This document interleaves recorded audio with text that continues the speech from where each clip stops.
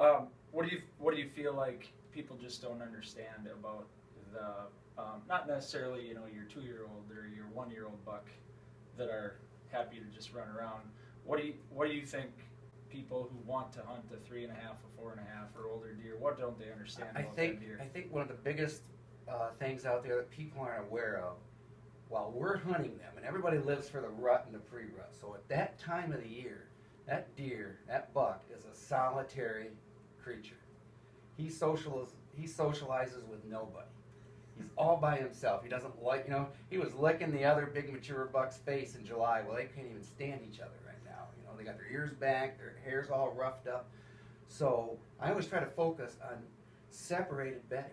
I want isolated bedding for individual bucks in key locations. Now that doesn't mean one separate bed. I might construct 3 or 4 locations on a peninsula that one buck can use, regardless of wind directions and things like that. And then if I have sufficient cover, screening, go another 75, 80 yards, another neat little peninsula location, and put, again, isolated buck bed. Bucks like to be separated from the does, and it's not that they like, the does force them. The does are not friendly.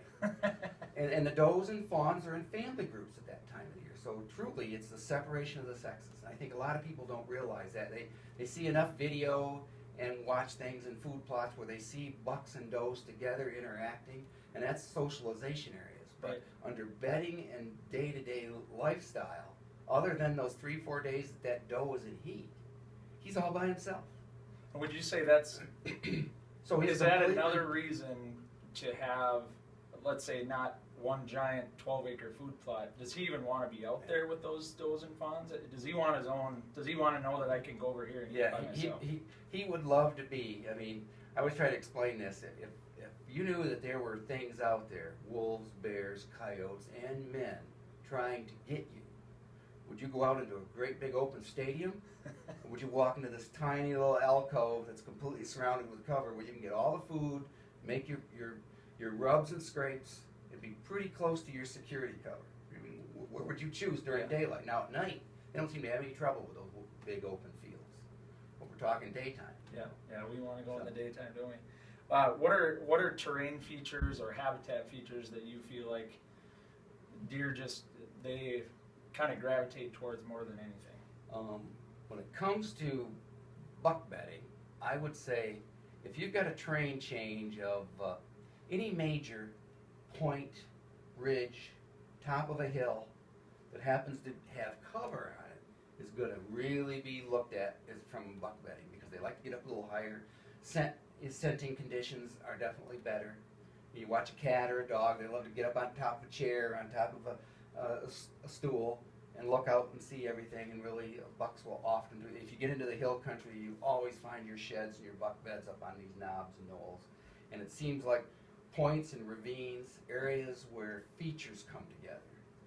So you can be in flat ground, and maybe you've got a woods that was really hard timbered 20 years ago. So it's what you call soft edge. There's trees and shrubs in that teenage that goes right up to a farmed field. And maybe down that edge, 50 to 75 yards, someone has planted a food plot, but he's done it right, and he's completely surrounded it with, say, sorghum or miscanthus grass. So he's brought 3 edges together in one point. That will be a congregation point for deer. Deer are edge creatures, and they love the areas where monocultures change, that first 10 or 20 feet. So you're saying, and I drove past some of this, and it made me think of this on the way down here. We always hear about the swamp buck, the big swamp buck. Would you say that buck enjoys or would choose to bed in the swamp if he had a nice ridge, or is he typically driven into the swamp, into the cornfield by pressure and that kind of thing? I think he's driven. There's no doubt, and that there's no doubt it's human pressure, but with coyotes and wolves and everything in this region, it's starting to now be predators. But in that swamp, if there happens to be a knob 100 yards out in it, as big as this area we're sitting on, there's a couple tamaracks and a birch tree out there, he's going to love that spot. That is his home. But if the edges offer that same opportunity, he's really going to like that too, because he really doesn't want to go out there and get his feet wet. He will. But you know, He'll just go like to you the and I, cover. if he can be comfortable, Right. then he'll be Right. comfortable.